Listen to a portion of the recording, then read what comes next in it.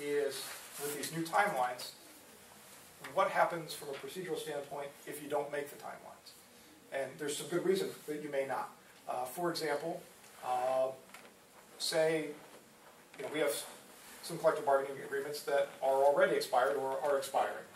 And say we don't have negotiations wrapped up on a new collective bargaining agreement before SB 5 takes effect.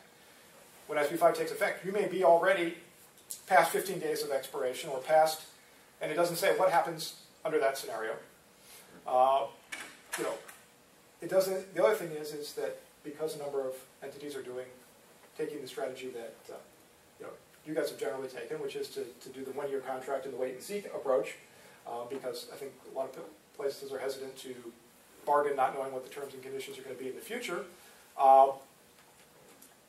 is that there's going to be a huge demand on, at the same time, essentially, on the state to appoint these mediators and fact-finders, which means that the odds are they're not going to have enough mediators and fact-finders to meet the 15-day timelines that they've set up and so forth.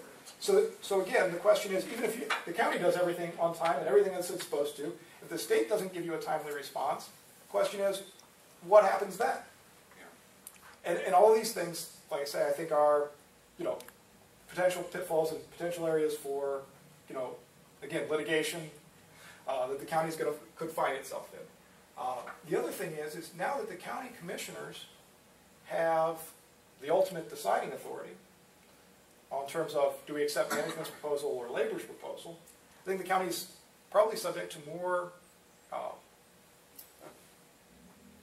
litigation involving its duty to bargain in good faith, particularly for those employees that are under the county's or the county commissioner's appointing authority. Because what your argument is going to see is if you don't give in to concessions with the unions, the argument you're going to see is, well, they didn't bargain in good faith because they knew from the outset that they could merely accept their own proposal. So what incentive did they have to bargain in good faith? They set this proposal and said, take it or leave it, which is essentially a violation of your duty to bargain in good faith. And again, Senate Bill 5 doesn't address, that, and I think it leaves it doesn't get rid of the duty to bargain in good faith. And so I think that there's going to be some potential litigation over, the factual issue of did the commissioners bargain in good faith when they, were negotiating the terms and conditions. Also, again, I would expect more grievances to be filed and more complaints to be filed with regards to employee evaluations. And we talked about the important role employee evaluations are going to play in determining layoffs. So an employee who didn't get the score that they thought they should have gotten on their employee evaluation before, may have grumbled about it but not done anything, in terms of filing a formal complaint or, engaged in litigation over it. Now that employee goes, you know what, that could affect me, if we get to layoffs. So now, I expect to see more grievances of employees saying, I should have gotten a higher score. Now, where the double portion of this comes in is that these are public employees, which means that these employee evaluations are public records. In the private sector, they may not know what score the person sitting next to them got on their employee evaluation to have a comparison.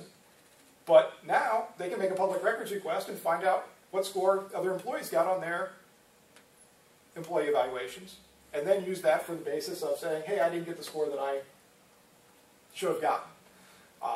And again, so that's, And every grievance affects somebody else's relative standing on that list. Right, exactly.